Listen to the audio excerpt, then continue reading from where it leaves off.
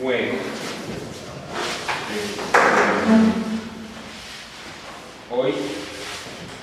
para hoy continuamos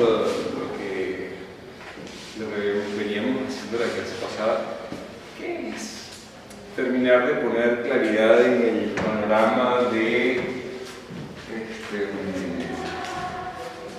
cómo se utiliza la derivada covariante, lo que llamamos el análisis tensorial. Cómo se utiliza la derivada covariante,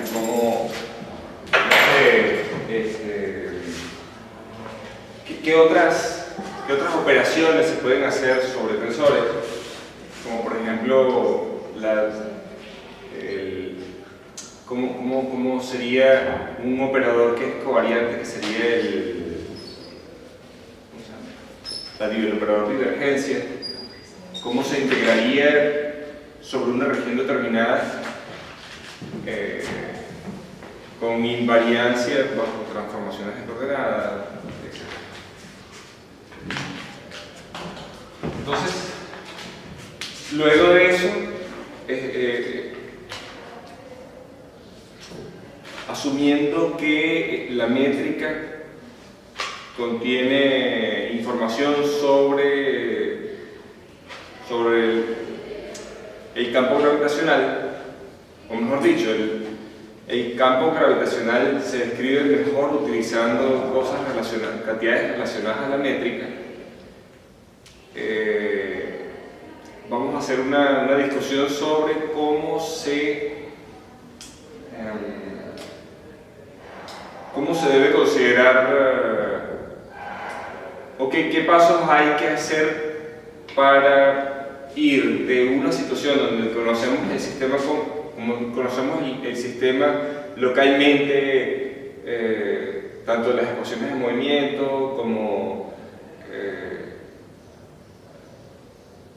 cantidades conservadas, ese tipo de cosas, cómo se generaliza eso al escenario donde hay campo gravitacional.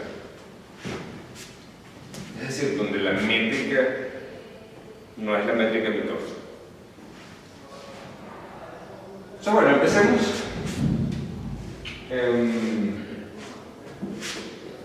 haciendo un pequeño avance en lo que veníamos haciendo la clase pasada del análisis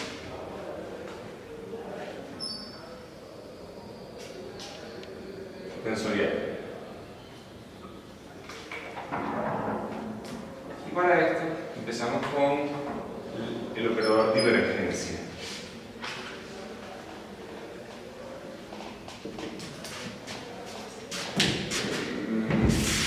Normalmente la divergencia de un vector en coordenadas planas se escribiría de esta forma. Hemos visto que la derivada covariante es naturalmente un covector y por lo tanto el producto punto entre estas dos cantidades no necesariamente tiene que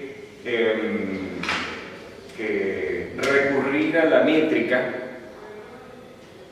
para hacer el producto punto, porque esto se sustituye por una expresión en coordenadas dado por los componentes de la derivada covariante del tensor A, pero con los índices contraídos. Primero se define esta cantidad, pero luego este índice con este otro se contraen y por supuesto esto no es más que derivada mu de A mu. Podría haber empezado por aquí, ¿no? Pero en todo caso quería hacer también énfasis en que este objeto en principio uno lo piensa como un vector, pero para construir un vector en términos de la derivada covariante uno tiene que subir el índice con una métrica, ¿no? Eso, digamos que vamos a subir el índice con la métrica. Aquí podríamos hacer G mu lambda y luego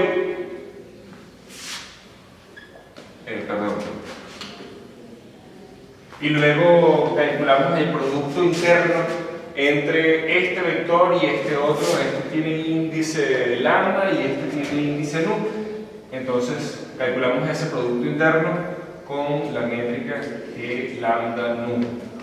Y este G con este G dan la delta crónica, que era lo que había escrito hace un momento, y por supuesto terminar reescribiéndose de esa manera. Ok, ¿cómo se define la derivada mu de A nu? Esto es parcial mu de A nu, la derivada de la componente. Y luego, en estos términos que les he hablado, podemos utilizarlo como regla mnemotécnica, es decir, que ahora vamos a derivar los índices y decimos gamma, los índices se derivan en la dirección mu con la matriz que cambia el índice de A que estamos derivando por un índice mu. Y por supuesto el índice libre queda ahí. Si yo ahora contraigo los índices, lo que sería la divergencia, yo prefiero escribir la expresión en coordenadas para la divergencia. La divergencia sería parcial mu a mu más gamma mu lambda a lambda.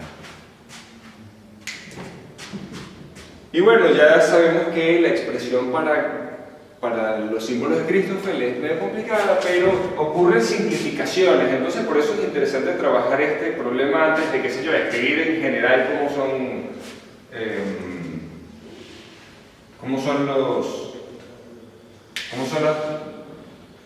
las divergencias en términos de estos gamma.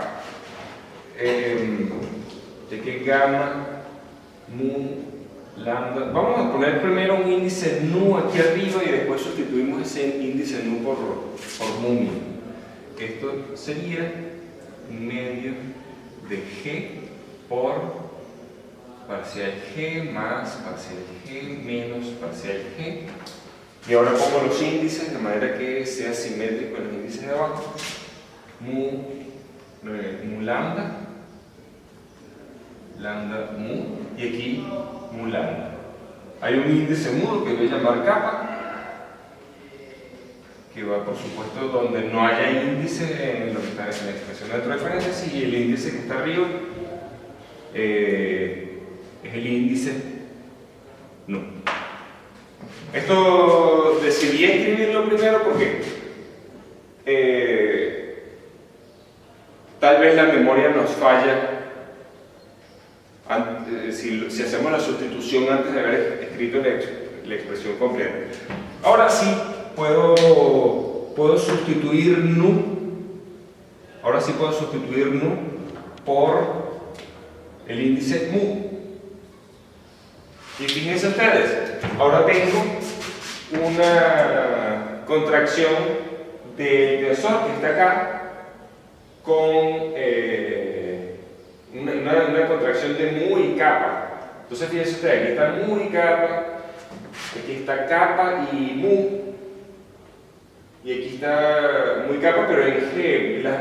En estos dos mu y kappa aparecen antisimetrizados. Ven ustedes, podemos cambiar el orden de lambda.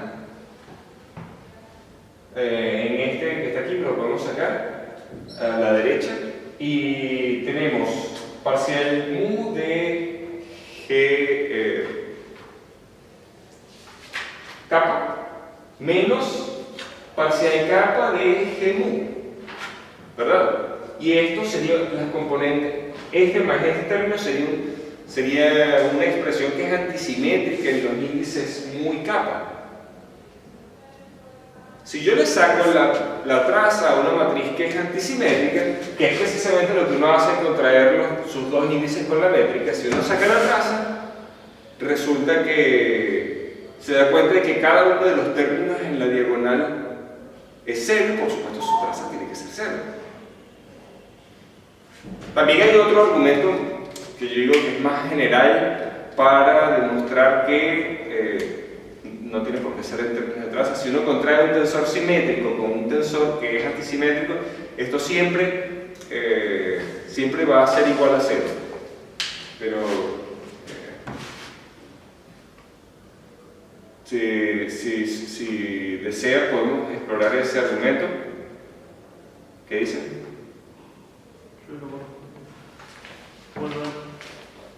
¿Sí? No. Bueno, está, como el tiempo es contado, no se decidieron a tiempo. Entonces, como esto es antisimétrico, el índice es muy kappa y este es simétrico, este con este se cancelan y me queda este término exclusivamente. Gamma mu lambda es un medio de G mu kappa por parcial lambda G mu kappa. Dejémoslo así por el momento. Hay más simplificaciones, pero antes podemos pasar a otro punto, el determinante.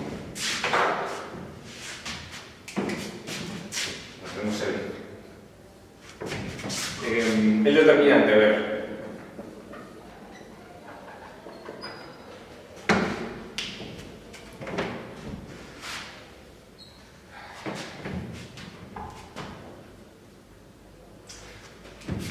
A ver, para hablar sobre el determinante de forma invariante bajo transformaciones de coordenadas, tengo que introducir un tensor que se llama tensor de Levi-Civita.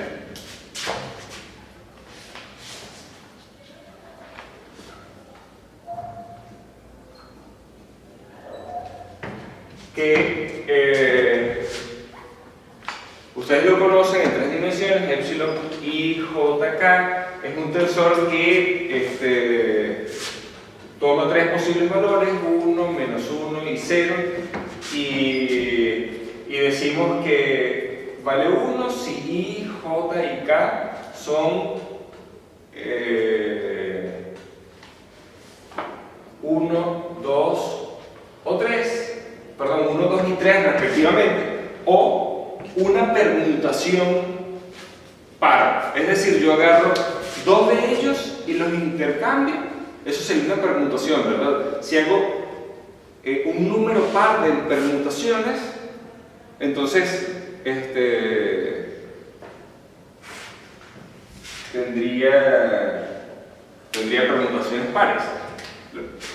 Así, por ejemplo, una permutación, vamos a llamar P a una permutación, yo diría I, J, K. Una permutación sería, por ejemplo, de 1 y 2. Esto sería J y K. Y la permutación 2, 3 de I, J y K sería I, K, J. Y así. Entonces, vamos a poner aquí permutaciones pares para eso. Entonces, es 1 si esto es 1, 2, 3 o una permutación par de 1, 2, 3. Aquí sería menos 1 si es una permutación impar de 1, 2, 3. Perdón.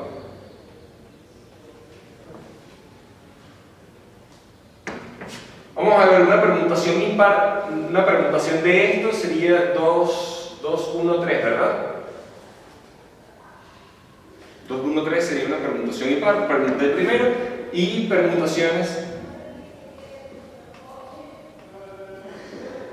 pares de esto.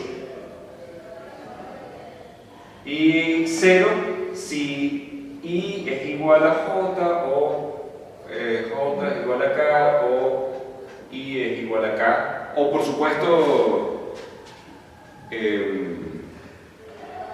si varias de esas condiciones se satisfacen simultáneamente.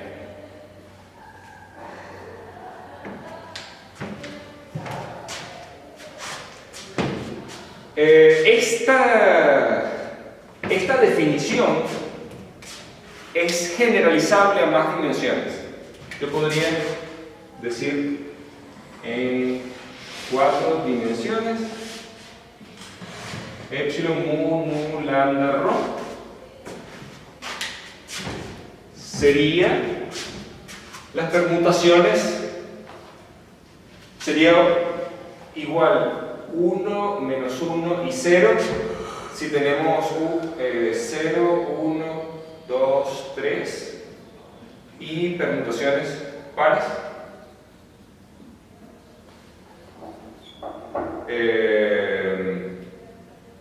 1, 0, 2, 3.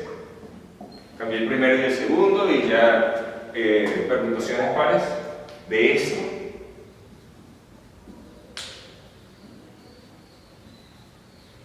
Y 0 si mu es igual a nu, o etcétera, etcétera. Pero hay una representación también que es útil, que es en términos de un símbolo que se utiliza para representar la antisimetrización de los índices de un tensor.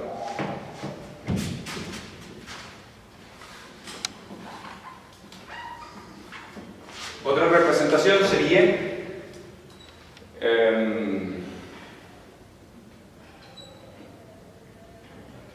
que epsilon mu lambda rho es igual a epsilon mu lambda rho completamente antisimetrizado. Eso es lo que significa estos corchetes.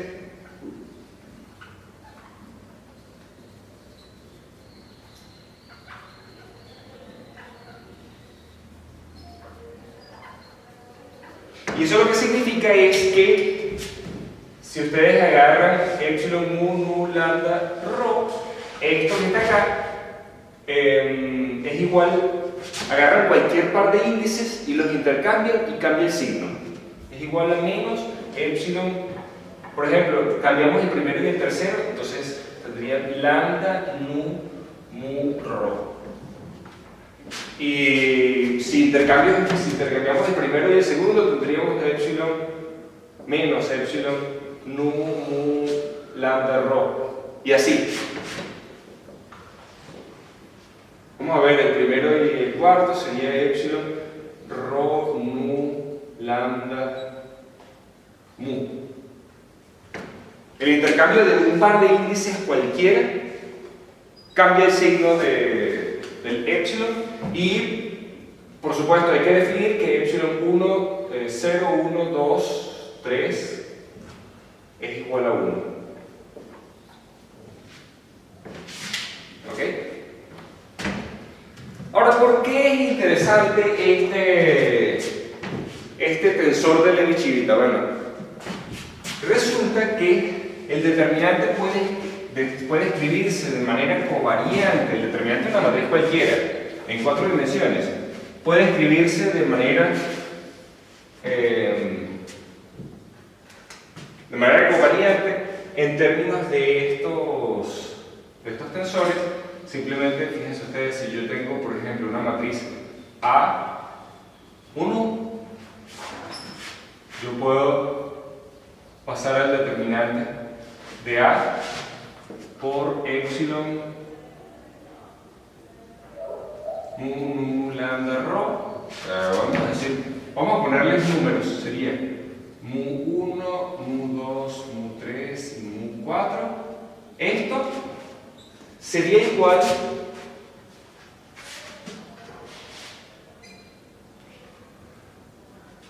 a epsilon nu 1, nu 2, nu 3, nu 4. Aquí yo debería utilizar la mente que lo siento.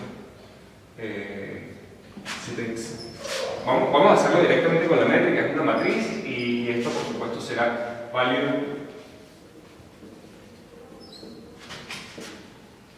epsilon por mu1, mu2, mu3 y mu4, que sería como decir este tensor, pero al que le han bajado los índices con la métrica, ¿no? Pero para bajar los índices, por supuesto, tendría que poner 4 hex, ¿verdad? Porque hay 4 índices, y mu, nu, 1, 2, 3 y 4. Entonces bajo los índices nu y construyo el tensor epsilon que tiene índice abajo, que también puede ser definido utilizando la misma regla. Epsilon mu, nu, lambda, rho es igual a epsilon mu, nu, lambda, rho completamente simétrico, y epsilon 0, 1, 2, 3 es igual a 1. Todos los demás se determinan en términos de esto, ¿no? De hecho, si un par de índices es igual, fíjense ustedes, si mu fuese igual a lambda, pónganse ustedes 0. Aquí tenemos 0, 1, 0, 2. Por ejemplo, esa componente. Si yo intercambio el primer 0 con el tercer 0, debería cambiar de signo. Y el único número que es igual a menos sí mismo es el 0. Entonces, por eso, digamos, podemos utilizar esto. Y de esa manera yo puedo definir el determinante de G. Ahora, yo voy a utilizar la letra G, como dije en alguna ocasión, para representar ese determinante. Mejor dicho, aquí. Y podría contraer a ambos lados con un epsilon que tenga todos los índices arriba, y esto sería epsilon mu, nu, epsilon mu 1, mu 1, 2, 3 y 4, epsilon mu 1, mu 2, mu 3, mu 4, g, mu 1, 2, 3 y 4. Ahora, resulta que si yo contraigo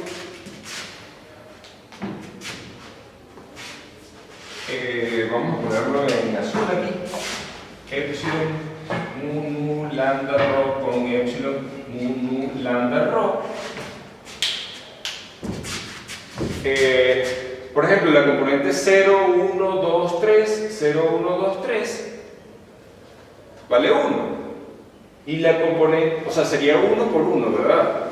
Más el término 1, 0, 2, 3. 1, 0, 2, 3. Ese otro sería menos 1 por menos 1, que vale 1. Lo cierto es que lo importante para saber cuánto vale esto es saber cuántas permutaciones, cuántas componentes distintas de 0 tienen un tensor completamente antisimétrico. Porque eso es lo que cuenta aquí, los términos que dan positivos y los términos que, o sea, los términos que son positivos y los términos que son negativos, todos son elevados al cuadrado en el resultado, y por lo tanto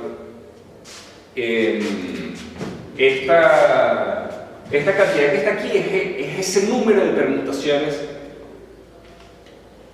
entre cuatro elementos que toman 4 posibles valores.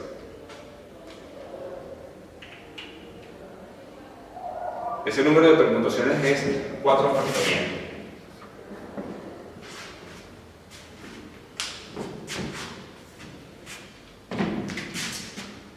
Entonces tenemos, si multiplicamos por epsilon aquí, que me salen 4 factorial, que paso a dividir. Y entonces ahí está, tengo esta fórmula para el determinante, ¿no? Pero para el determinante bastaba tener esto. Así que esto está de sobra, estamos contando de más, y por eso tenemos que dividir entre el número de veces que contamos de más. Ok, ahora resulta que yo puedo hacer cosas como, a ver, la derivada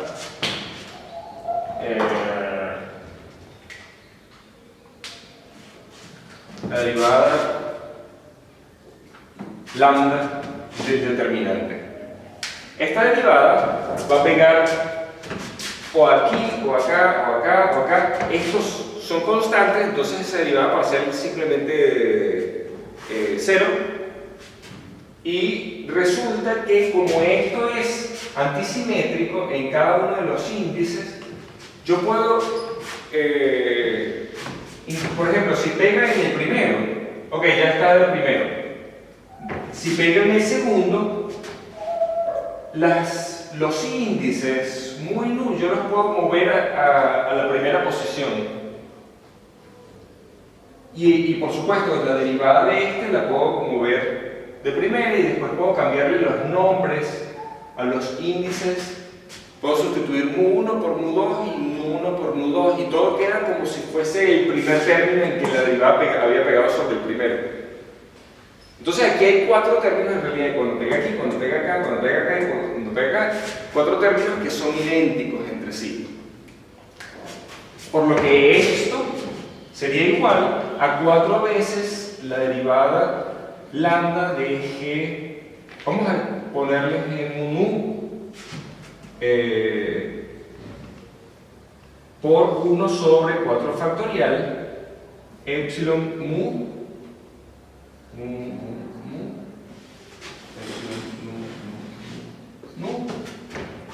G. Ahora me quedan 3, ¿no? Porque uno lo puse aquí, uno lo derivé, lo saqué afuera y tenemos índices mu. Y por supuesto, todos estos índices son diferentes entre sí, no es que están repetidos 4 veces.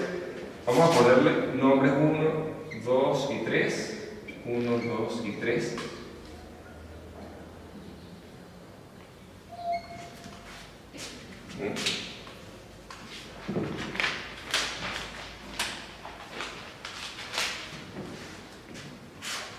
¿Sí? Y ahora, bueno, este 4 con el 4 factorial se convierte en 3 factorial.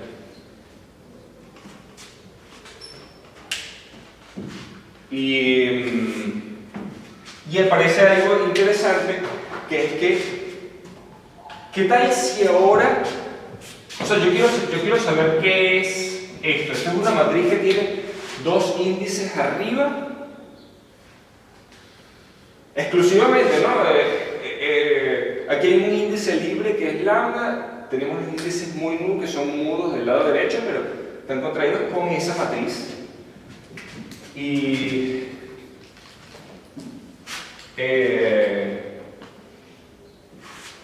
resulta que si yo tomo esa matriz 1 sobre 3 factorial por epsilon mu epsilon nu por g.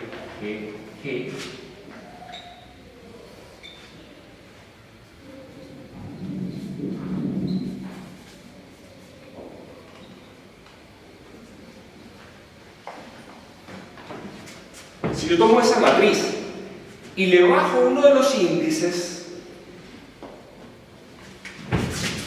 g, vamos a decir g mu kappa, le voy a bajar el índice mu, o no, vamos a bajar más bien el índice mu, vamos a decir kappa nu, porque no aparece aquí del lado derecho, ¿no? Entonces también quiero que esté aquí del lado derecho y veo que esto otro, veo que eso es epsilon con los índices abajo por el determinante. Esto es 1 sobre 3 factorial por epsilon mu. Ahora epsilon con los índices abajo sería mu kappa por el determinante de G. Y aquí tengo 1, 2, 3, 1, 2, 3. Y aquí una suma sobre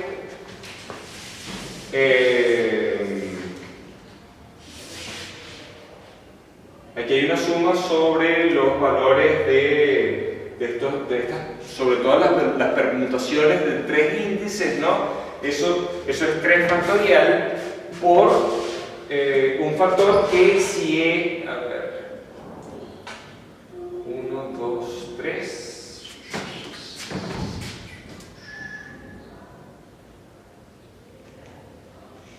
Ah, perdón, este índice kappa no va de último, va de primero. Kappa.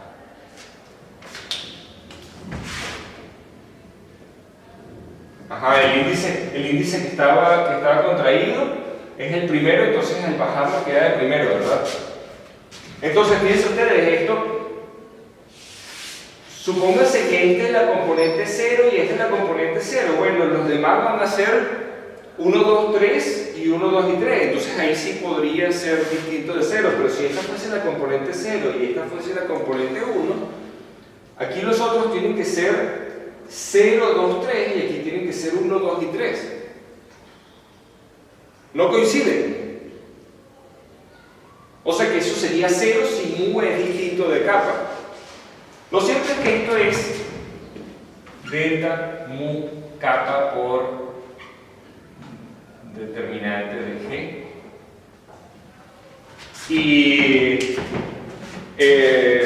Y esto define entonces a esta cantidad, si pasamos a dividir el determinante de G, define lo que está en este corchete como la inversa de la métrica por el determinante de G. Ese G no tendría que tener índice, porque G ya es el que Sí, esa es.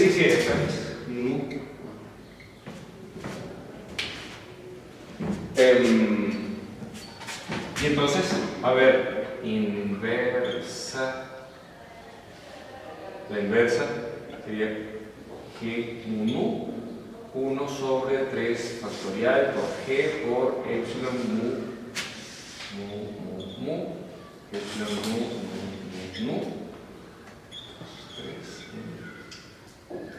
1, 2, 3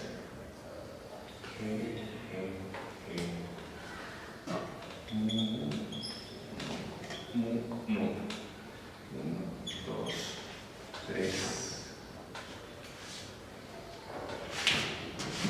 ¿Qué les parece? Una representación covariante de estas cantidades.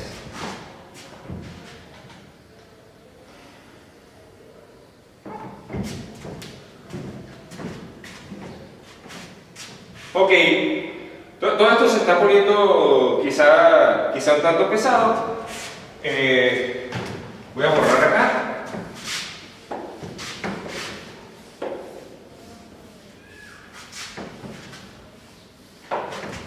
Vamos al punto, quiero decir. Si definimos esto como G por la métrica inversa, esto se puede escribir como G por G mu nu, derivada de lambda de G mu nu. ¿Verdad? Y esto aparece en los símbolos de Christoffel. Los símbolos de Christoffel, vamos a poner lambda, son un medio de G mu parcial lambda de G mu nu. Entonces, utilizando esto ahora, puedo sustituir esto como un medio de, o 1 sobre 2G por derivada lambda de G.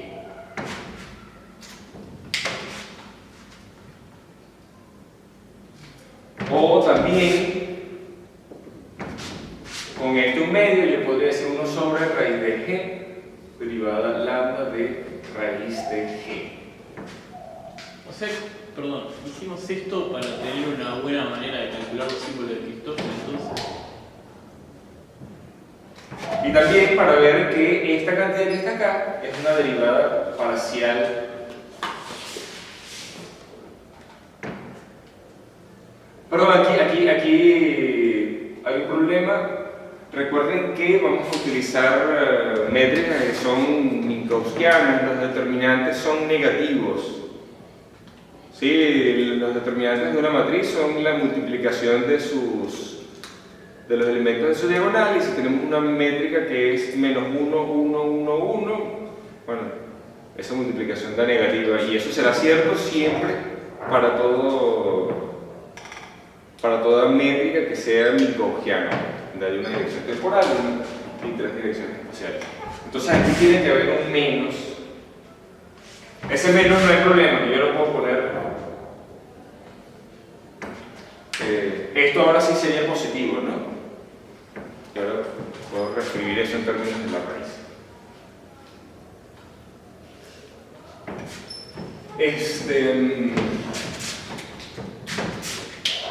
Divergencia, otra vez.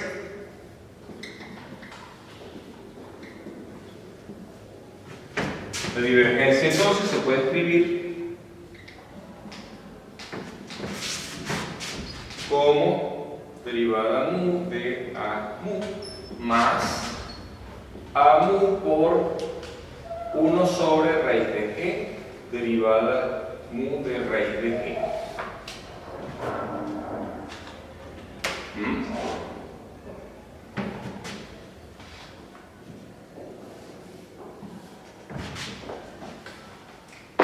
Y de aquí podemos hacer algo más, incluso para simplificar más. Podemos multiplicar aquí por raíz de menos g. Yo sigo insistiendo con el raíz de g y debería escribir raíz de menos g. Pero tal, porque si no estamos metiendo imaginarios ahí, no nos conviene. Multiplico y divido por raíz de g en este primer término y saco 1 sobre raíz de g de factor común. Y bueno, aquí fíjense ustedes, tengo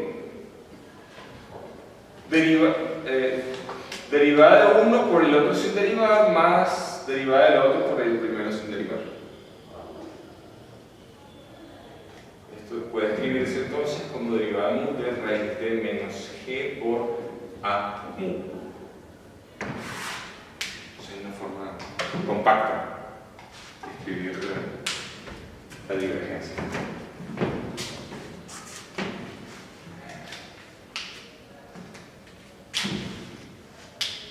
Y esto tiene un impacto cuando vamos a integrar también, porque implica que hay un equivalente al teorema de la divergencia, que sería el teorema de Gauss. Existe un teorema de Gauss en general. Y eso, digamos, si escribimos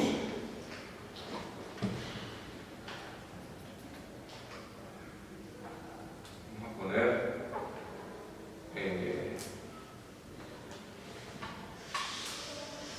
¿vimos por dónde? Ya no me acuerdo qué número era la inversa. Esto era 3. Vamos a poner 4, teorema de Gauss.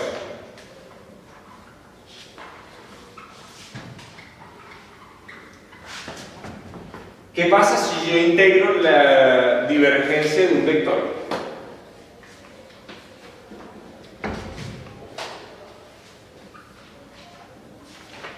Claro, tengo que ver que las cantidades que yo voy a integrar sean invariantes bajo transformaciones de coordenadas, ¿no? Esto es invariante bajo transformaciones de coordenadas, pero esto no. Aquí al hacer una transformación de coordenadas aparece el jacobiano. ¿De qué manera yo lo hago invariante bajo transformaciones de coordenadas? Meto raíz de menos g.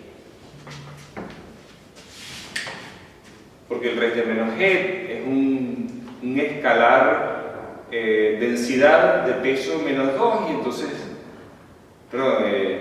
el determinante de la métrica es de peso menos 2, y entonces sale un determinante jacobiano en el denominador elevado al cuadrado. Bueno, lo cierto es que aquí esto puede escribirse como la integral de 4x si usamos esto de parcial mu raíz de menos g por a mu. ¿Está listo? ¿Está listo? Si la integral es sobre una región, vamos a llamarla región de integración, vamos a llamarla ómega, no sé, es una región cuatrodimensional en principio, no tendría por qué ser R4, ¿verdad? Pudiese ser, no sé, el interior de una tres esfera. Una pregunta, en el libro está la raíz de g, no es menos g, ¿eso cambia algo? Eso es un error. Está en el libro. Claro, eso vamos a estar considerando la situación minkowskiana, ¿no? Puse el menos g en la situación minkowskiana.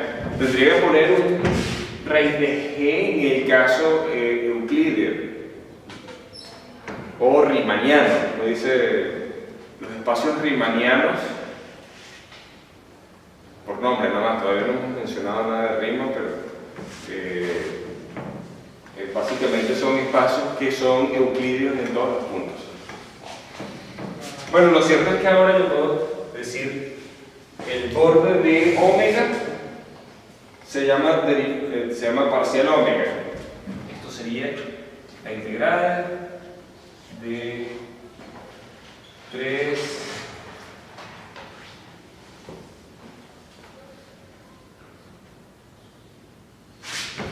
sigma mu, perdón, sigma mu lleva un índice abajo, por raíz de menos g por a mu.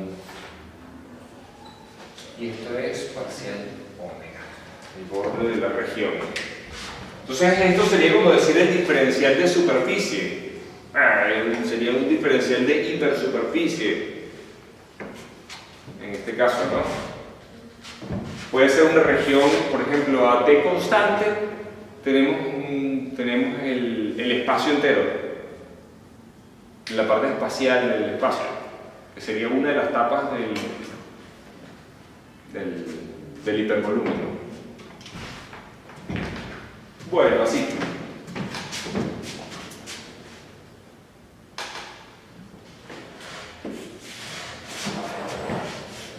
Otra cosa que puede ser interesante utilizar y que se suele utilizar es el operador laplaciano. Vamos a aprovechar la ocasión para definir el operador laplaciano y escribirlo de una manera conveniente, ¿no? Seguramente algunos de ustedes ya conocen la fórmula para el laplaciano.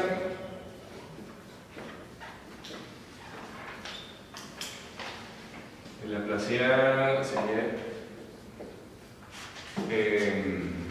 normalmente se utiliza la letra delta,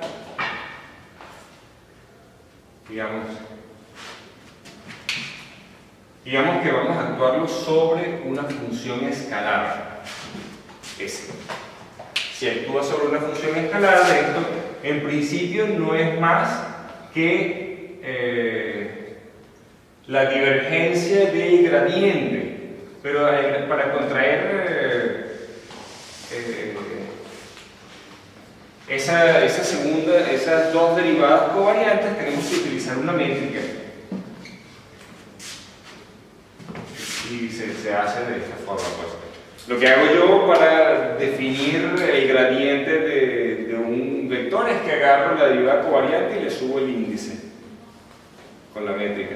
Entonces ahora sí hago la divergencia del gradiente. Y esto se termina escribiendo como, vamos a decir, en el caso de Euclides,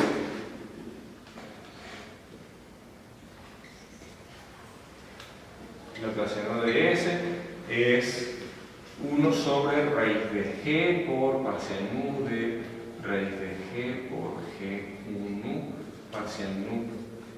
Y aquí no es phi sino S.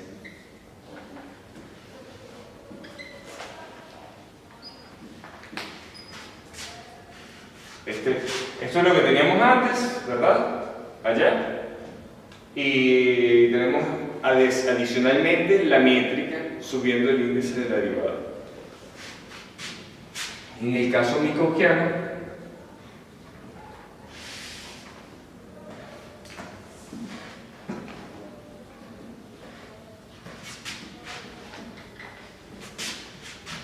se utiliza un cuadrado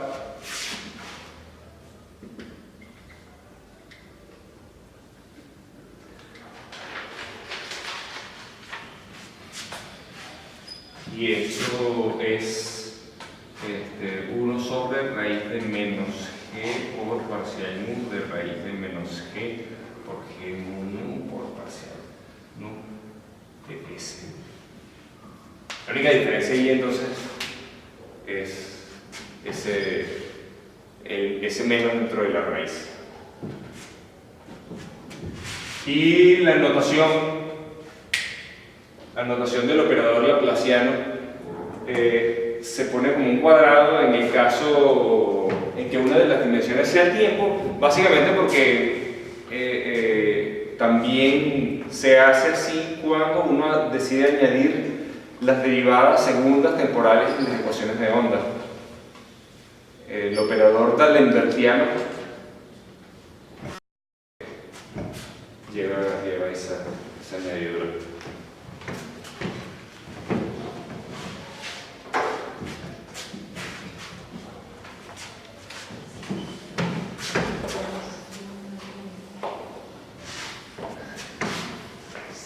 Estamos haciendo un barrido por, qué sé yo, cosas raras, como decir datos o tips sobre las metas que podemos sacar. Otra cosa que se puede hacer, ¿qué tal si le sacamos la derivada covariante a la métrica?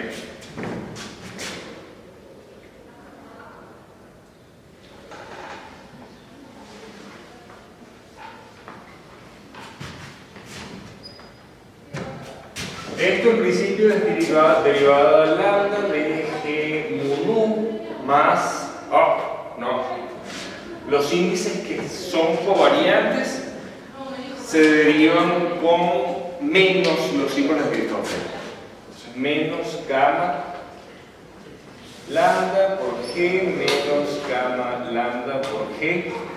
Y ahora tengo que poner los índices, qué sé yo, voy a derivar el primero, entonces el segundo queda en su posición, ahora voy a derivar el segundo, entonces el primero queda en su posición, el otro índice se hace mudo, vamos a llamarlo kappa, y el índice que falta va en la posición restante, entonces aquí va mu y aquí va nu.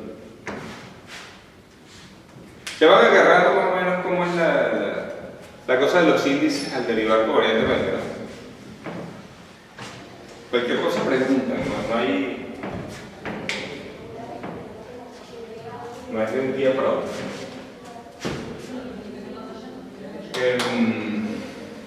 Ahora voy a sustituir gamma en todos los casos. Y voy a aprovechar de recordar que g por gamma, cuando bajamos un índice, digamos, Ros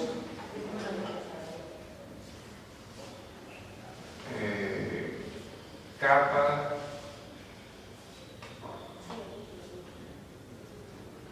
lambda sigma. Vamos a ponerle los índices rho y sigma en lugar de mu y nu, porque esto que está acá lo usamos para definir gamma rho lambda sigma, que es un medio de las derivadas estas, derivada g más derivada g menos derivada g. Y esto es simétrico en los dos últimos índices, entonces lambda sigma, sigma lambda, lambda sigma, y el otro índice va donde quepa, rho, rho, rho. Y entonces yo voy a sustituir eso aquí y acá. Fíjense ustedes, aquí bajé el índice K, lo puse primero como mu, y aquí bajé el índice K, lo puse primero como nu. Entonces, lambda que mu es igual a parcial lambda que mu menos, y ahora sería 1/2 de este con mu y nu en lugar de rho y sigma.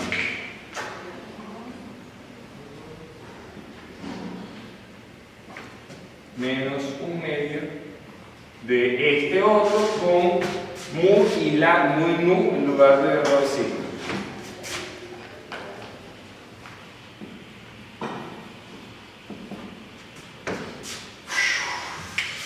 Entonces lambda va en las mismas posiciones que allí.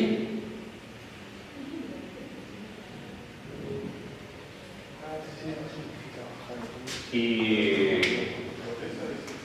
a ver aquí, rho y sigma, aquí sería nu y nu. Nu y nu.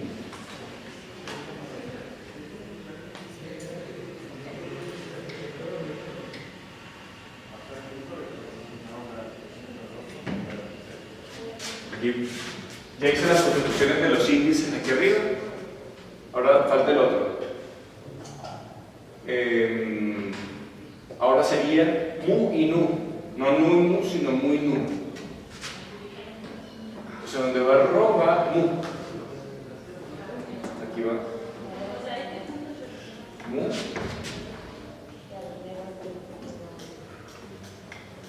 Y aquí va mu.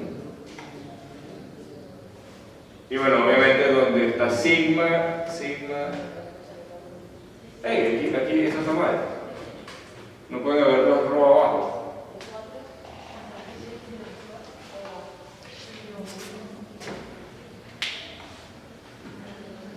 Aquí va sigma. Entonces no sé si este estaba bien, pero chequeo.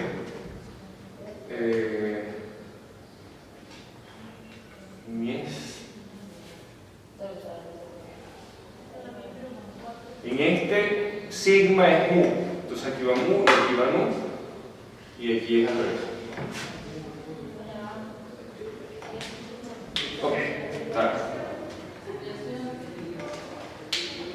Ahora vamos a ver qué ocurre si hay algo que sea simplificable. A ver, este término y este son iguales, ¿verdad? Son derivadas lambda. Y este también, pero este es como decir 1 menos 1/2 menos 1/2. Vamos a utilizar otro color aquí para tachar. Este con este se cancela.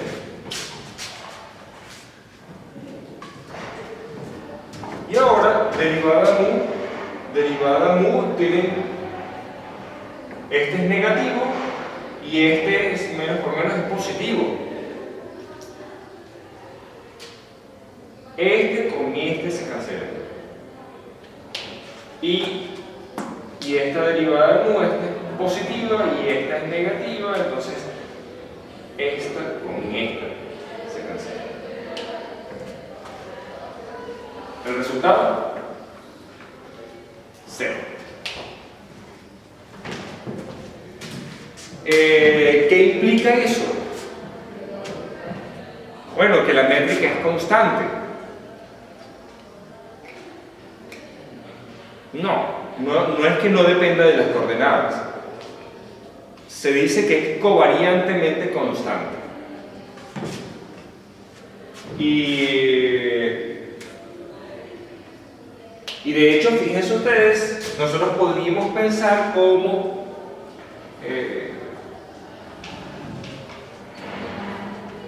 esto como una ecuación que involucra gamas. Supónganse que nosotros no supiésemos cuánto vale gamma. Supongamos que no supiésemos cuánto vale gamma. Si nosotros hacemos esto igual a 0,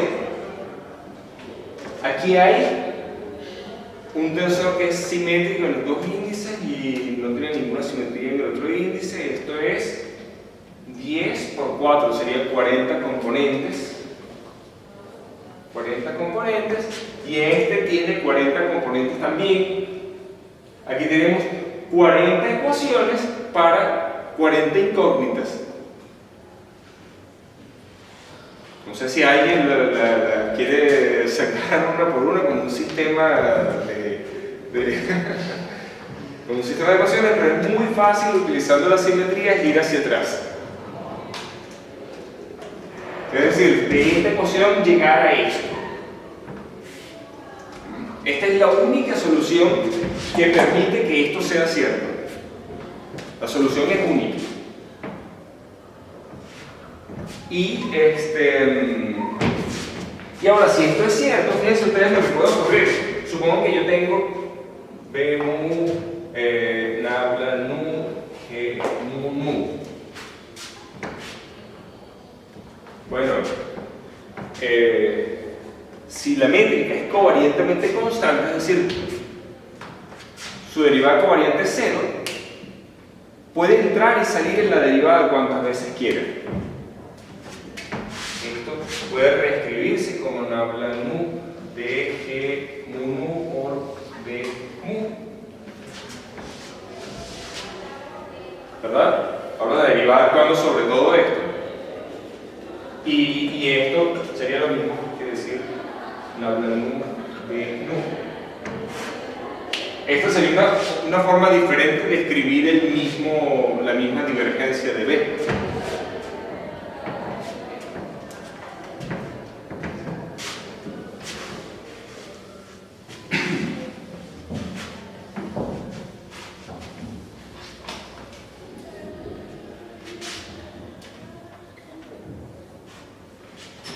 ¿Pero qué significa entonces ser covariantemente constante, más allá de, digamos, jugar ese papel en las derivaciones? Lo que significa es que los símbolos de Christoffel son compatibles con la métrica.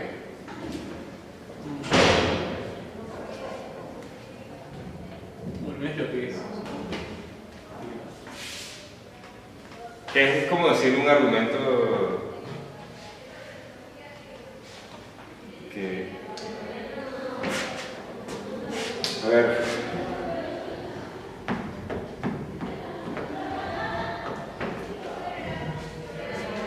Los únicos símbolos, los únicos gamma en que la métrica es covariantemente constante son esos. Si tú tienes un gamma tal que eso no se satisfaga, vimos otros casos de otros posibles gamma, vimos el caso en que gamma se escribe como una derivada de las coordenadas y eso, ¿no? Eso, ese pudiera servir. Y de hecho, creo que tiene un nombre y todo, esa es la conexión de Weissenbach o algo así se llama, no me acuerdo, en otro momento les pongo el nombre de esa conexión, de esos gamma. Lo cierto es que sí transforman de la manera apropiada y todo, lo único es que no hay esta compatibilidad. Estos son los gamma asociados a la métrica, básicamente. Al utilizar esos gamma, vemos que es la métrica la que fija por completo cómo son las trayectorias geodésicas, por ejemplo. Y era natural, ¿no? Uno ponía como lagrangiano, una cosa que dependía de la métrica y te salen los símbolos de Christoffel estos, porque son las cantidades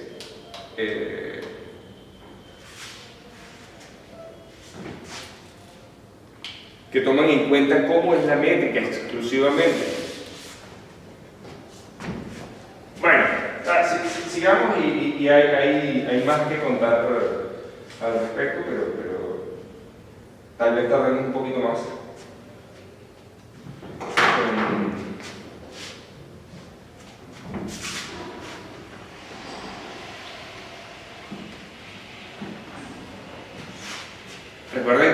vimos una cosa que se llamaba derivada de Lie, que hallábamos haciendo transformaciones de lagrangiano y viendo cuándo eso es cero. Aquí el lagrangiano era un medio de x punto mu, x punto nu por g mu. Para estudiar las simetrías, ¿no?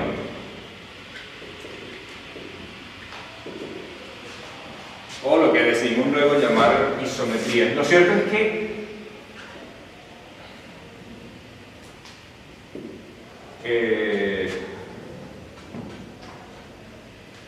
estas transformaciones, cuando actúan sobre la métrica, también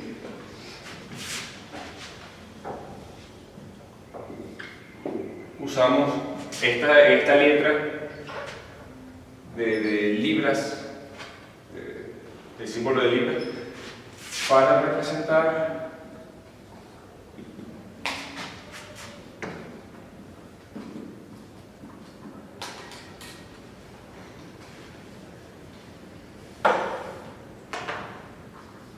y ahora me falta poner los índices donde van.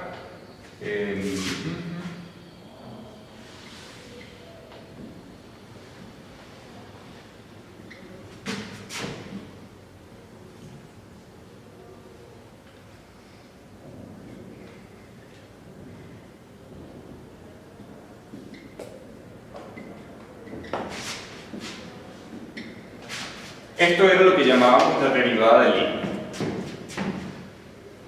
Bueno, resulta que si yo veo que esto es cero, yo puedo despejar la derivada de aquí, de esta ecuación de esto igual a cero, y reescribir esto en términos de la métrica. Entonces esto se puede escribir como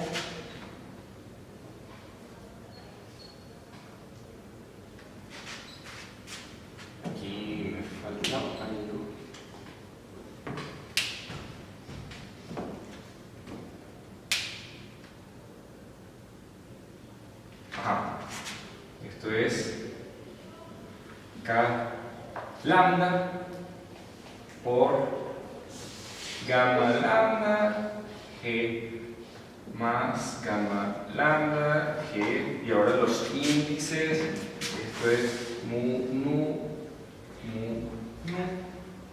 y aquí va, qué sé yo, kappa.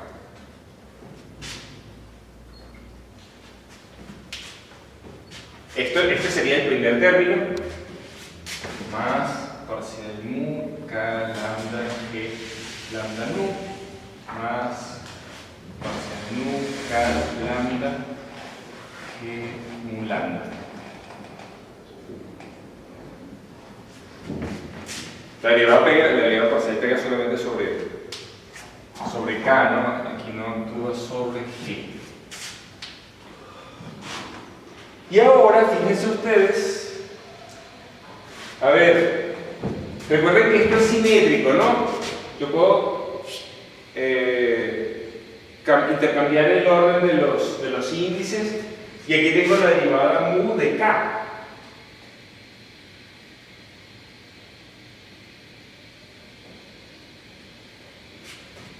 ¿Será que este y este término pueden combinarse? Bueno, aquí hay un asunto de índices. Yo voy a cambiar los índices en esta expresión. No, lo voy a cambiar aquí y voy a llamar a esto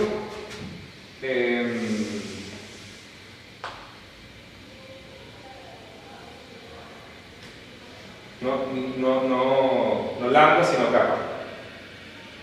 Está un lambda aquí y voy a escribir abajo kappa.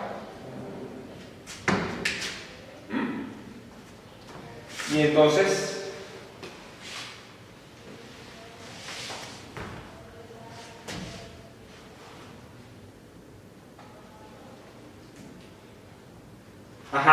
la derivada mu Ajá, aquí tengo G capa nu y G capa nu, que lo puedo sacar del factor común de estos dos términos y me queda la derivada mu de K capa.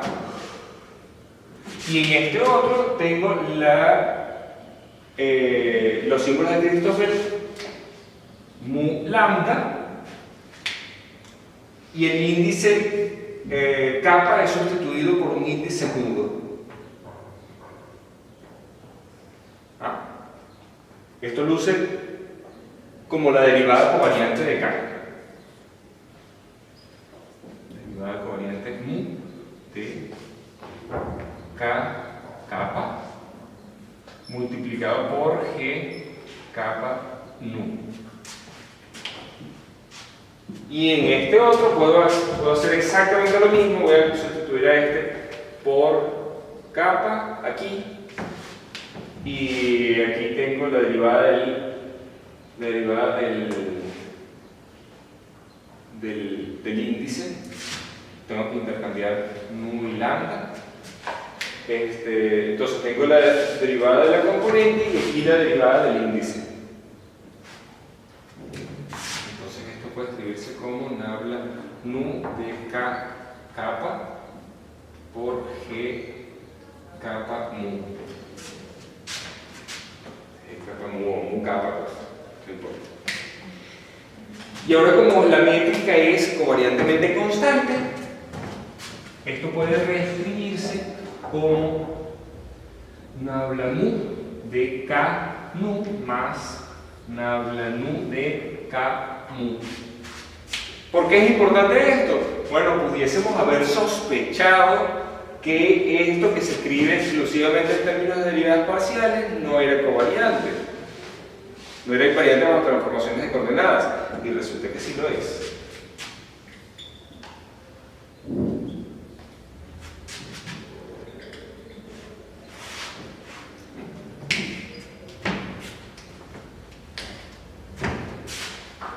Eso cuando se generan transformaciones en la métrica con un vector con índices contravariantes y luego se le baja el índice.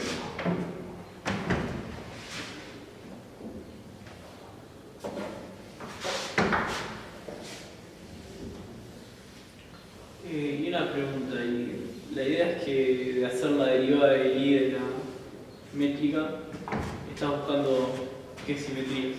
Las simetrías de la métrica. Si tú haces si tú haces esto igual a 0, esto igual a 0, entonces tienes las simetrías de la métrica, ¿no? Que son las simetrías de este objeto. Las cantidades conservadas dependen de cuáles sean esas simetrías, entonces por ahí va.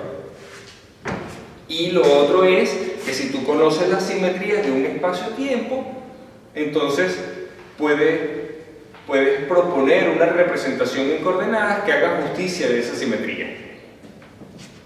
Por otro lado, también veremos luego que existen maneras de calcular cantidades conservadas, solamente si sabes esas simetrías. Si no hay simetrías, entonces no habrá cantidades conservadas, ¿no? Eso sí es obvio, pero de todas maneras hay leyes de conservación, como por ejemplo el momentum lineal, mejor dicho, el cuadrimomentum, se conserva en todos los puntos del espacio. Entonces debe haber una cuadricorriente de cuadrimomentum, lo que llamamos el tensor de energía-impulso en algún momento. Y hay una ley de conservación de eso que luce, localmente luce como la ley de conservación de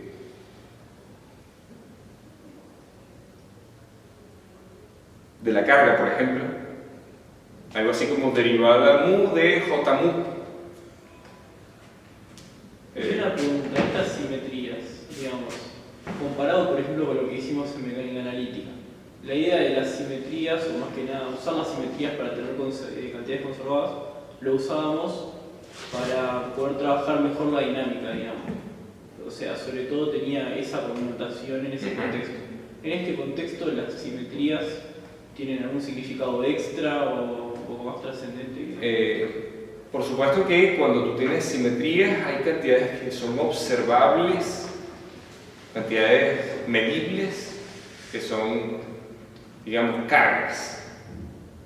El momentum es una cantidad que se conserva cuando hay simetría bajo traslaciones, ¿verdad? Fuera de ese contexto, entonces no tiene ninguna relevancia el momentum.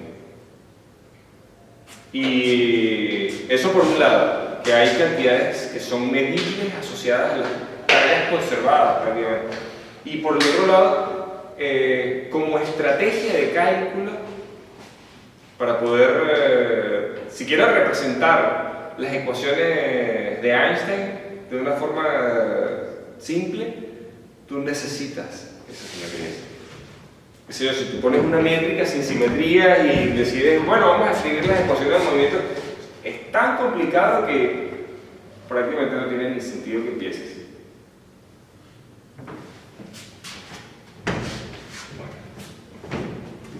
Entonces eso es doble la motivación, ¿no?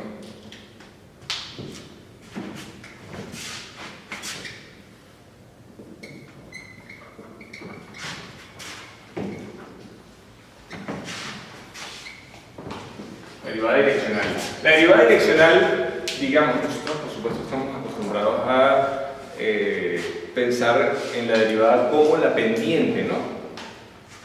Pero ahora disponemos de esta derivada covariante y pues perdemos esa noción de pendiente.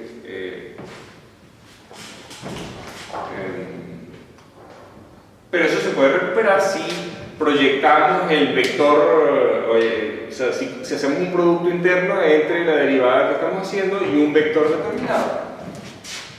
Hay una cantidad que se suele llamar de esta forma, de un tensor, y esto es lo que representa en sí. Esto pudiera tener índices arriba, índices abajo, lo que sea, no importa. Esto lo que representa es x mu, un campo vectorial, multiplicado por la derivada covariante mu del tensor. Eso es lo que se llama derivada direccional. ¿En qué dirección está siendo tomada la derivada? Bueno, en la dirección de x mu, en la dirección que dicta el campo vectorial x. Hay una dirección que resulta interesante cuando uno considera la derivada o cómo cambia un tensor a lo largo de una curva. Supónganse que ustedes están describiendo, qué sé yo, la dinámica de una partícula y por supuesto esa partícula va cruzando el espacio y hay tensores con los que interactúa. Hay cantidades físicas representadas por tensores con las que la partícula interactúa. ¿Cuál es el valor del tensor que observa la partícula? ¿Cómo podría comparar el valor del tensor en un punto con el valor del tensor en otro punto a lo largo de su trayectoria? Y entonces se utiliza el parámetro de una curva, digamos, en curvas. Las curvas, por supuesto, se representan dando el valor de las coordenadas para un valor dado del parámetro, ¿no? Se da estas cuatro funciones y lambda se pone a andar y puede describir la curva que sea, no tiene por qué ser la trayectoria de una partícula en principio. Entonces, derivada con respecto a lambda de x mu por la derivada mu de un tensor es lo que se llama el transporte paralelo del tensor. O mejor dicho, perdón, esto sería la derivada direccional del tensor, ¿no? El transporte paralelo sería otra cosa ligeramente diferente.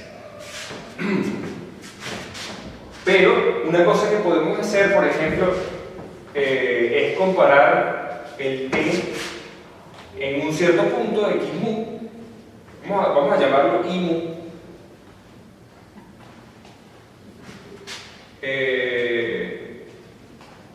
Con el mismo tensor, pero que ha sido transportado a lo largo de cierta curva. X mu de lambda. Y podemos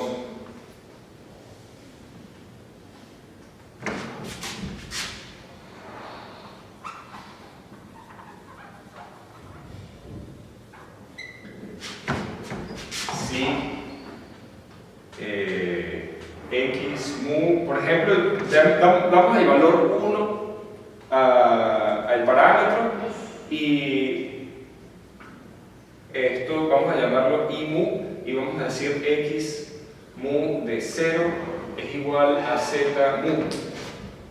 El tensor T lo podemos comparar a lo largo de una curva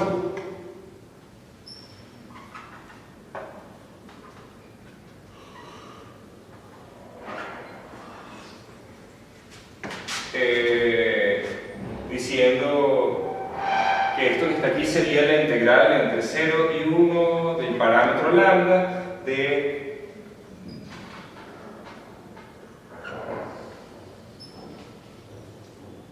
por la derivada mu del tensor.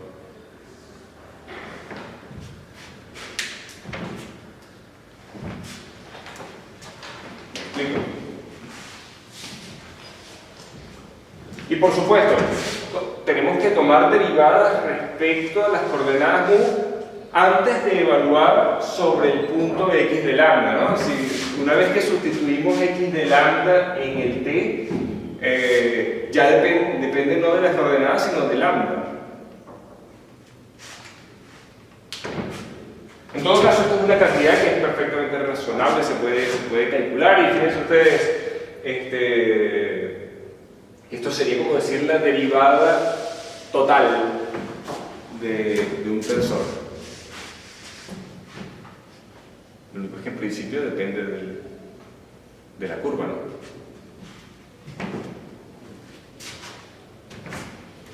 No dependería de la curva en el caso de una función escalar.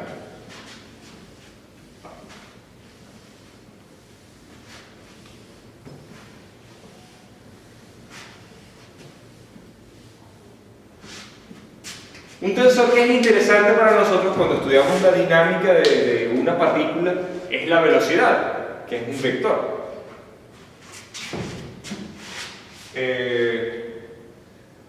La derivada direccional del vector velocidad de la curva en la dirección de la velocidad de la curva sería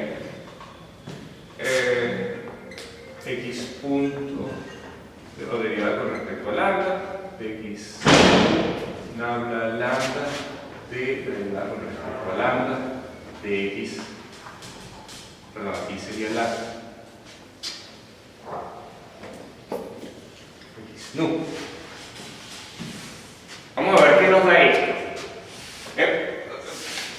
Aquí estoy escribiendo una cosa y me lo estoy saltando, disculpen.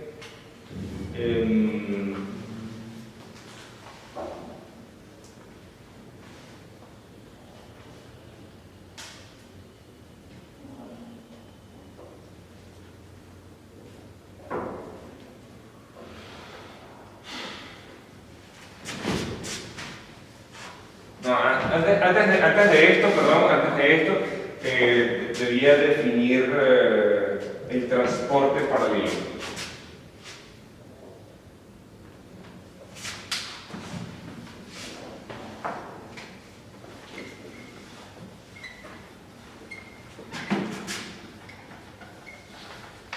El transporte paralelo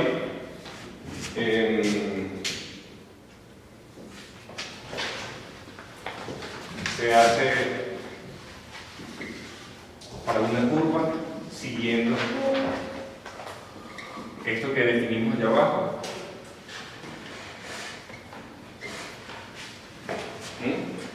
Y esto se llama la derivada covariante sobre la curva, ¿no?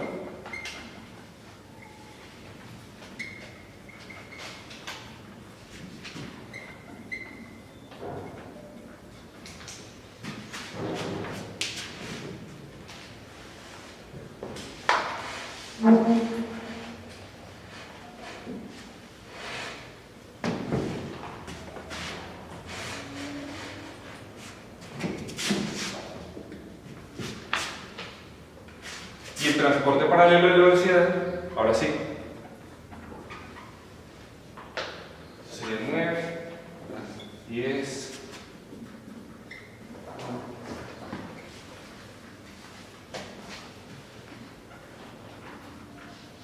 la velocidad de la curva es básicamente cómo cambia la posición respecto al parámetro lambda, lo que estamos llamando de x entre de lambda. Esto sería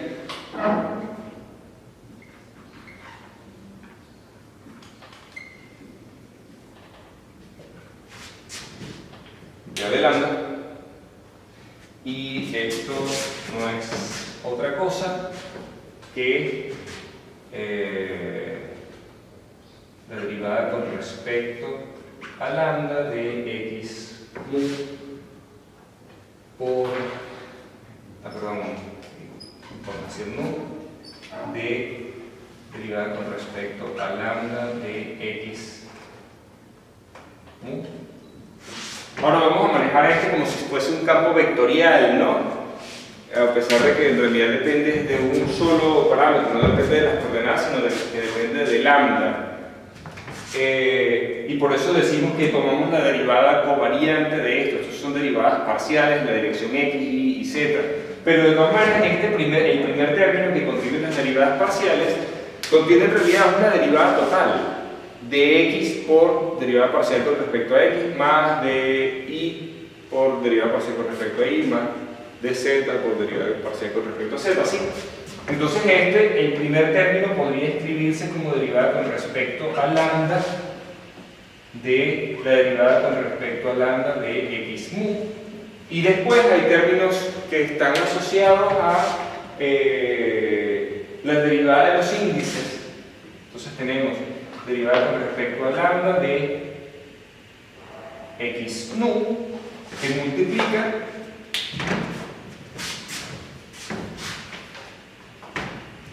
a los símbolos de Christoffel actuando sobre el índice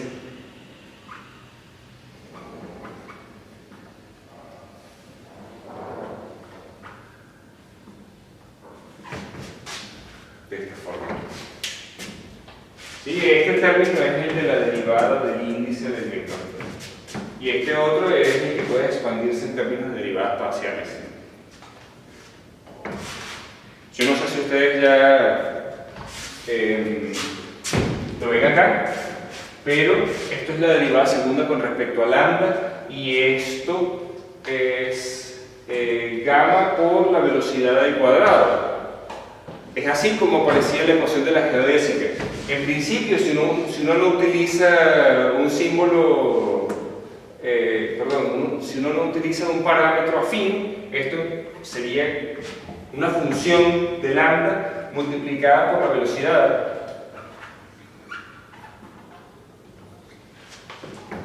Y cuando utiliza ese parámetro, cuando utiliza un parámetro afín, que sería el tiempo propio, entonces ese k sería 0.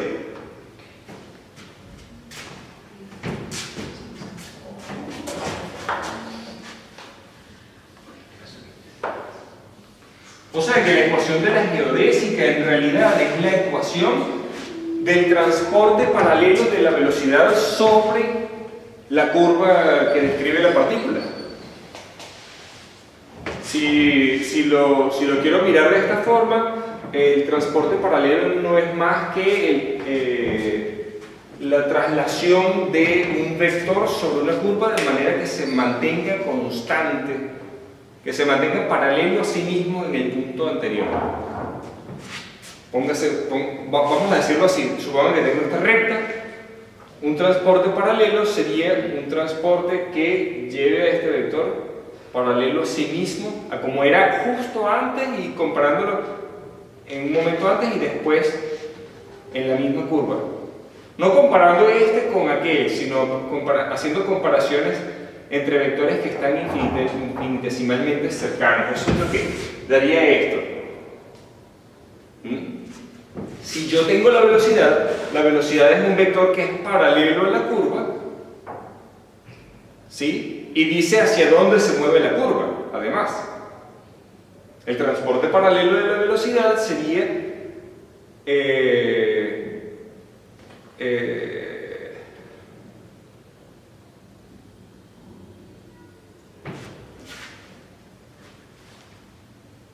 el transporte paralelo de la velocidad sobre la curva que tiene esa velocidad sería una donde el vector velocidad es constante a lo largo de la curva. Es constante, quiero decir, es igual antes y después de una pequeña traslación en el parámetro de la curva.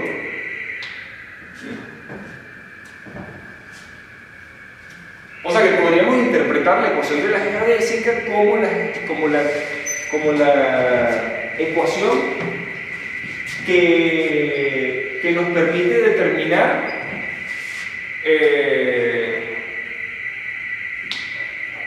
las rectas que puedan existir en ese espacio.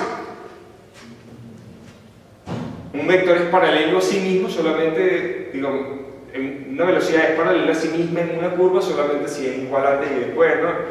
Y si se mantiene moviendo siempre en una misma dirección, eso sería lo más cercano a una recta.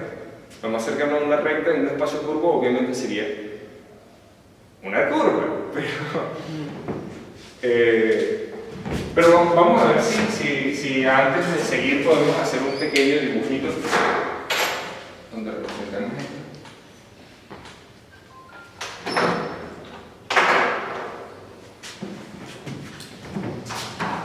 Supongan que tengo, para que veamos lo que es el transporte paralelo, vamos a ver sobre la superficie de una esfera un triángulo. Un triángulo que tiene tres ángulos rectos.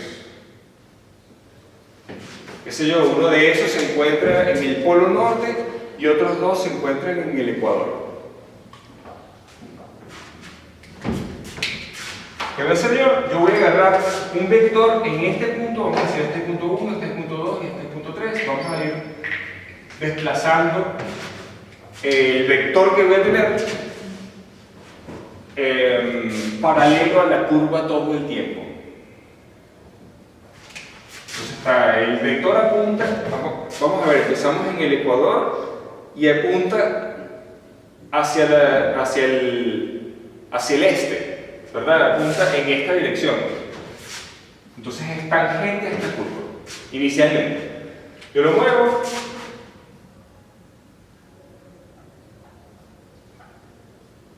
y llego hasta aquí. El vector lo puse acá, aquí, acá y acá. Entonces era paralelo a sí mismo sobre la curva. Al llegar acá, resulta que con la otra lleva 90 grados. Porque así está hecho este triángulo, ¿no? Si yo lo muevo paralelo a sí mismo, siempre va a llevar 90 grados. Con la curva.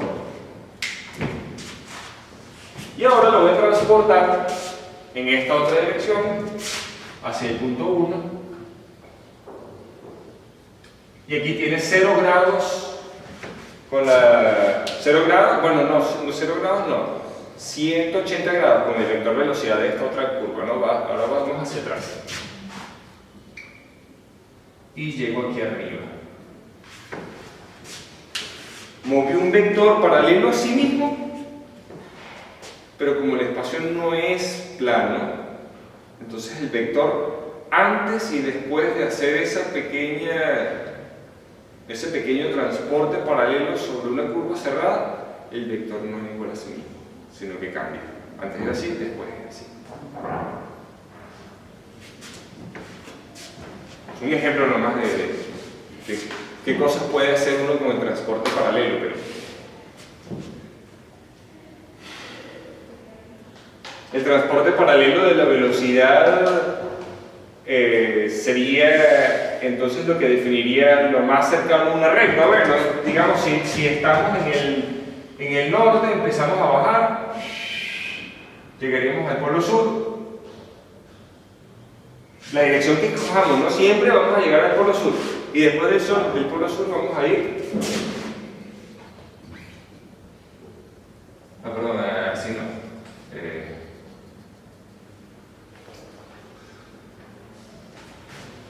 vamos a llegar hasta el punto inicial, hasta el polo norte otra vez, y con la misma velocidad.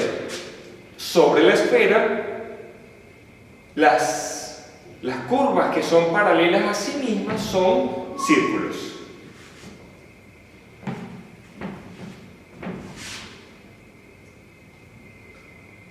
Bueno, está.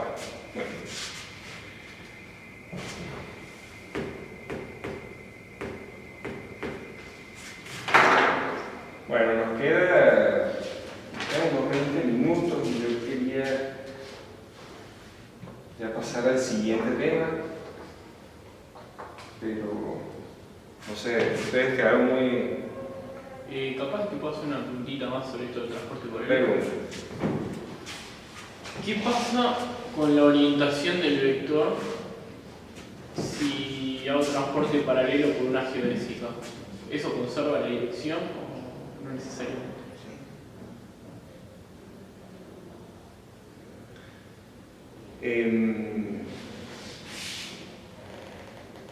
Si tú haces el transporte paralelo de un vector cualquiera sobre una geodésica, él se va a mantener siempre con un mismo ángulo con la velocidad. Qué sé yo, la velocidad básica, si tu vector apunta a 90 grados, a lo largo de todo el movimiento sobre la geodésica va a tener 90 grados con tu sistema referencial original. Lo que puede llegar a ocurrir es que la curvatura haga cosas así, se está moviendo en aquella dirección y tu vector haga cosas raras. ¿Sí? Se tuerce la dirección.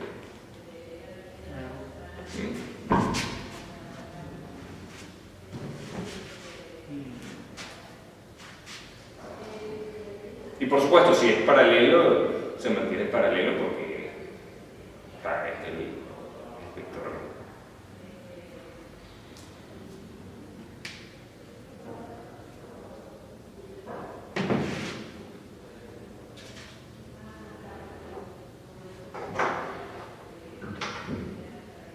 Bueno, entonces, nada, creo que seguimos con esto.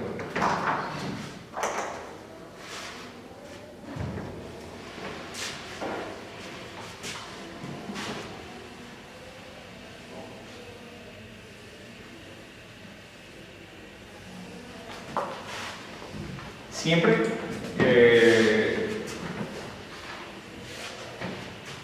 digamos, yo creo que no hay que perder de vista la física y por eso uno debería preguntarse ya a esta altura cómo se acoplaría los sistemas físicos a gravedad, cómo aparece esa interacción entre las cosas materiales o la radiación incluso y la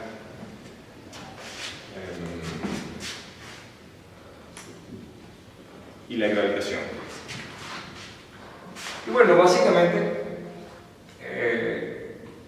hay muchísimas maneras en que esas interacciones pudiesen ocurrir y todas serían generalizaciones de las interacciones que nosotros, digamos, pudiésemos observar en espacios planos, en espacios que fuesen aproximadamente planos. Quiero decir, si tú tienes una región del espacio que es cercana a Minkowski, como qué sé yo, en un sistema de referencia que está cayendo libremente, pues, sin digamos, como en el principio de equivalencia, tú verías que la manera en que interactúan las cosas en ese sistema de referencia inercial con la gravitación, tendríamos simplemente que reescribirla de manera que sea invariante bajo coordenadas y que en lugar de la métrica de Minkowski tuviésemos la métrica que ahora depende, un tensor 0,2 que depende de la posición y que es compatible con la conexión. Eso sería todo. Entonces,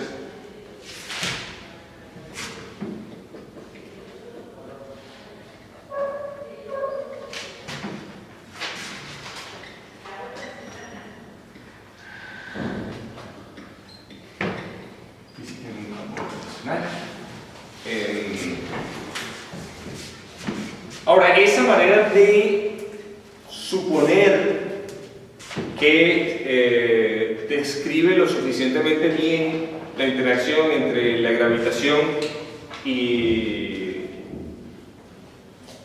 el resto de las cosas en el universo, sería, digamos, la manera más conservadora de proponer el tipo de interacciones, porque pudieran haber interacciones que simplemente se verían solamente en situaciones de campos gravitacionales extremadamente fuertes, por ejemplo. ¿Okay? Entonces, esa manera conservadora de proponer interacciones seguiría lo que se suele llamar usualmente el principio de acoplamiento mínimo.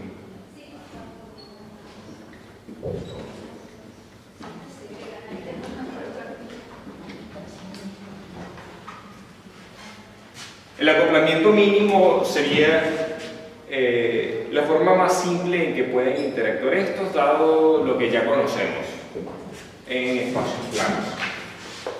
¿Y cuáles serían las reglas entonces? Bueno, reescribir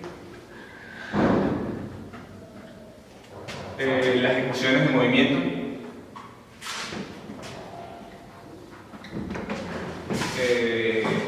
de manera que sean invariantes bajo coordenadas, bajo transformaciones de coordenadas,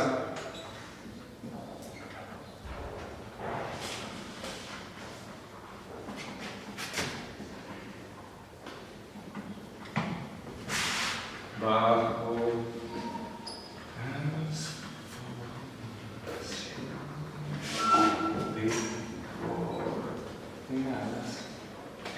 lo que implicaría, por supuesto, en primera instancia, escribirlo en una notación que fuese invariante de Lorentz, ¿no? Sabiendo que la física es invariante bajo transformaciones de Lorentz, lo primero que debemos hacer es escribir las ecuaciones del campo electromagnético, por ejemplo, de una manera que luzca covariante bajo transformaciones de Lorentz, que luzca como un tensor bajo las transformaciones de Lorentz, ¿verdad? Eso en primera instancia. Entonces,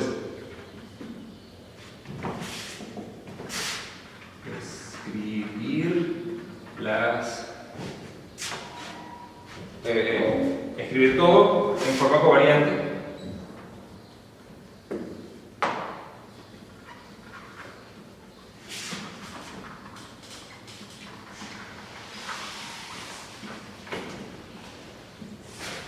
Debería decir aquí que las ecuaciones se representarían utilizando cantidades geométricas tensoriales, ¿no? O sea, las ecuaciones serían tensores. Pero está eso por un lado, las derivadas parciales se sustituyen por derivadas que sean invariantes bajo transformaciones de coordenadas, es decir, se sustituyen por derivadas covariantes.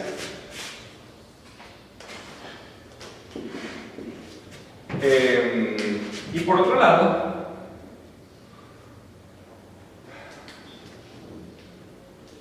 la métrica de Minkowski se sustituye.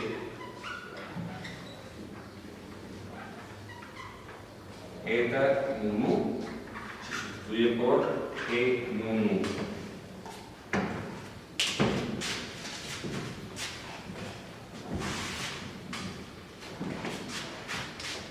Y si hay que tomar integrales en algún lado, también se toman utilizando la métrica. Las integrales de 4x se sustituyen por integrales de 4x por raíz de menos g.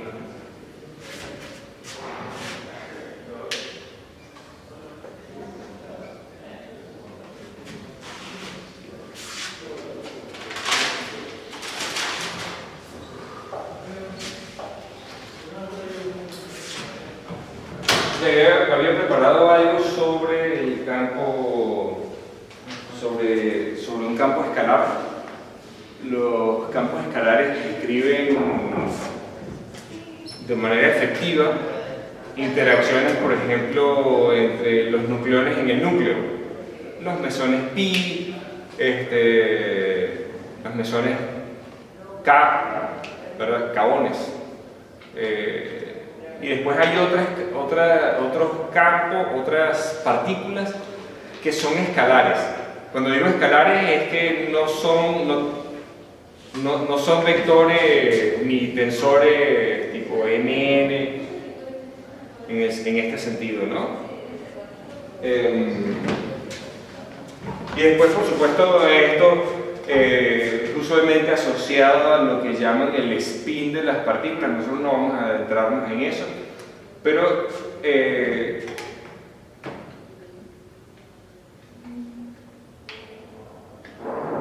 voy a decir que bueno, puedo de todas maneras comentar que las perturbaciones de la métrica son cantidades que tienen spin 2, mientras que las cantidades de los fotones las perturbaciones del campo electromagnético serían objetos que tienen spin 1. Eso como un comentario nada más, y esto se asocia directamente al hecho de que son, representados por vectores los campos electromagnéticos y o el potencial del campo electromagnético, y las perturbaciones de la métrica son de un tensor tipo 0,2, ¿no? Entonces hay una relación bastante obvia entre el carácter tensorial de un campo y su spin. Pero bueno, sigamos.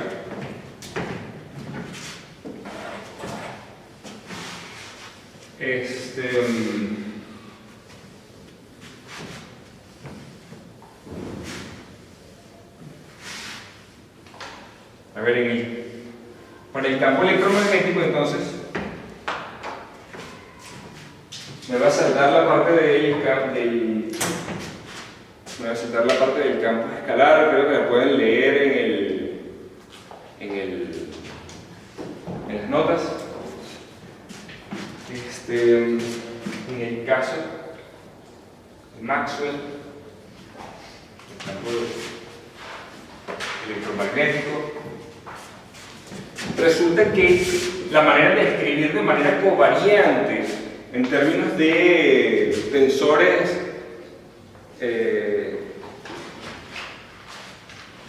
de Lorentz sería utilizando la derivada mu y un campo, un vector, un potencial vector que llaman A.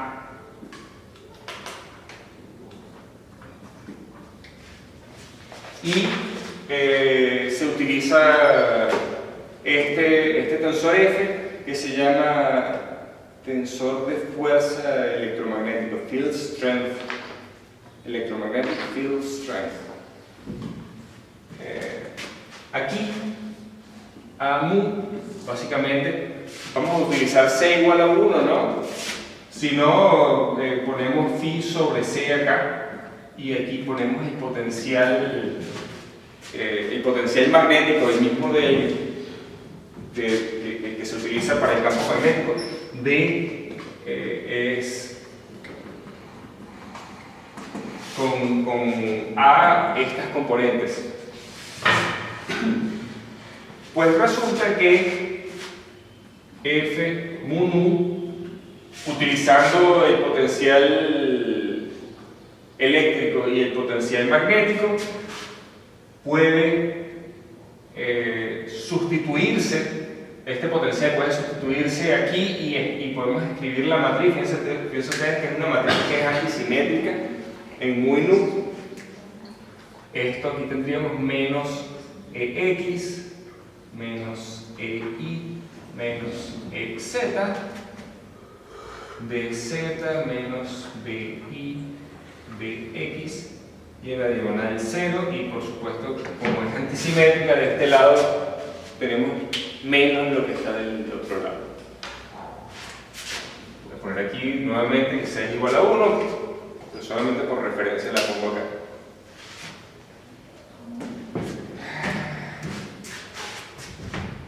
Y de esa manera acomodamos el campo eléctrico y el campo magnético en un mismo tensor.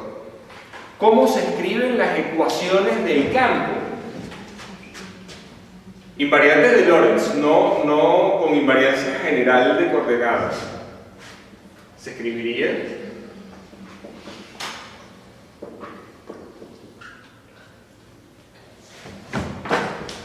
donde J es menos ρ, y aquí tenemos las componentes de la densidad de corriente.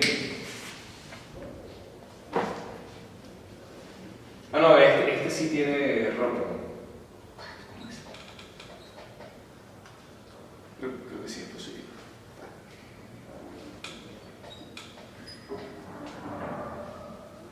Sí.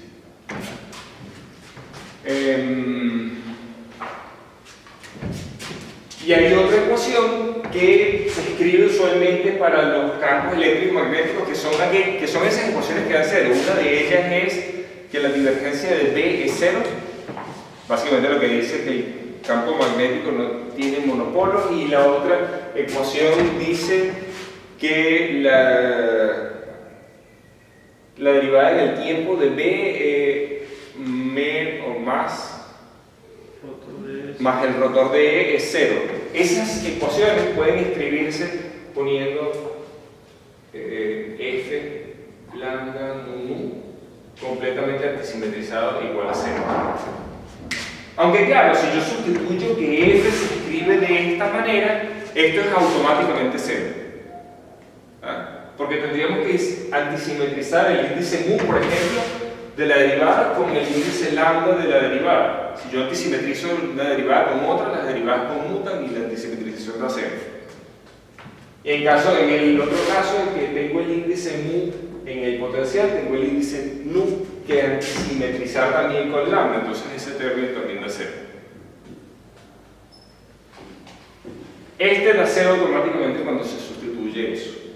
Pero si no, si queremos escribirlo en términos del campo eléctrico y magnético, aquí están todas las ecuaciones de Maxwell, y más aún la ecuación de conservación de la carga.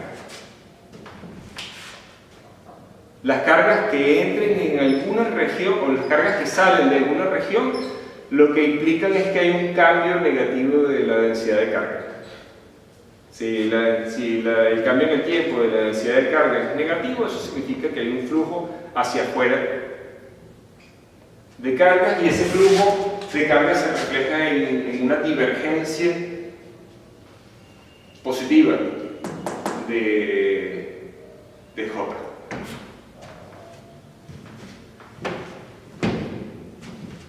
Entonces, ley de conservación de la carga.